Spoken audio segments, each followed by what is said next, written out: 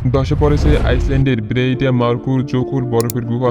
আইসল্যান্ডের ব্রেইডা মার্কুর জোকুর বরফের গুহা ধসে পড়ার ফলে এক আমেরিকান পুরুষ নিহত এবং এক আমেরিকান নারী আহত হয়েছে। রবিবার বিকেলে এই দুর্ঘটনা ঘটে যখন একটি পর্যটন দল বরফের গুহাটি অন্বেষণ করছিল। উদ্ধারকারীরা দুর্ঘটনার পরে 200 জনেরও বেশি কর্মী নিয়ে উদ্ধার অভিযান শুরু করে এবং অবশেষে ঘোষণা করে যে বরফের নিচে আর কোনো লোক আটকে নেই। আহত নারীকে হাসপাতালে নিয়ে যাওয়া হয়েছে।